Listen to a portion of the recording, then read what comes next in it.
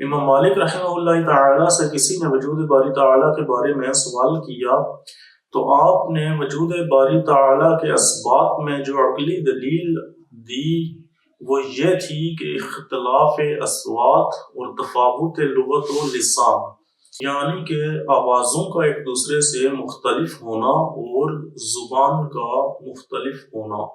سورہ روم کی آیت نمبر 22 میں آتا ہے اعوذ باللہ من الشیطان الرجیم وَمِنْ آيَاتِهِ خَلْقُ السَّمَاوَاتِ وَالْأَرْضِ وَاخْتِلَافُ أَلْسِنَتِكُمْ وَأَلْوَانِكُمْ إِنَّ فِي ذَلِكَ لَآيَاتٍ لِلْعَالِمِينَ، اور زمینوں اور آسمانوں کی پیدائش اور تمہاری زبانوں اور رنگوں کا اختلاف اس کی نشانیوں میں سے ہے، بے شک اس میں علم رکھنے والوں کے لیے نشانیاں ہیں۔ دنیا میں اربوں انسان موجود ہیں، لیکن کبھی بھی یہ نہیں دیکھا گیا کہ کسی ایک انسان کی آواز دوسرے انسان سے ملتی جلتی ہو، بلکہ ہر ایک کی آواز مختلف ہوتی ہے۔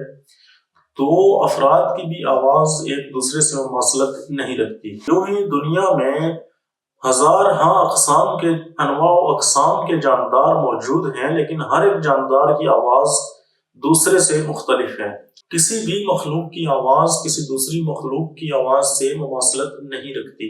سائنسی لحاظ سے بھی یہ بات آج مزید واضح ہے کہ ہر ایک مخلوق کی آواز کی اپنی ایک فریکوینسی ہے اور کسی بھی مخلوق کی وائس فریکوینسی کسی دوسری مخلوق کے ساتھ میچ نہیں کرتی۔ تفاوت لغت و لسان، دنیا کے متعدد خطوں میں مختلف اقوام پائی جاتی ہیں اور ہر ایک کی زبان ایک دوسرے سے الگ الگ ہے۔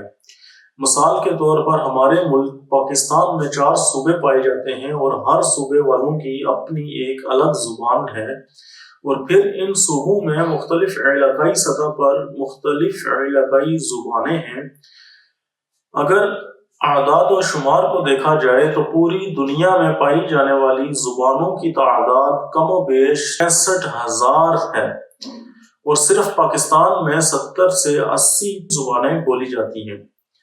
آوازوں کا مختلف ہونا اور زبانوں کا اتنی بڑی تعداد میں موجود ہونا محض ایک اتفاق نہیں ہو سکتا، بلکہ اس کے پیچھے ایک عظیم الشان قوت کارفرما ہے، اور وہی سب کا خالق ہے۔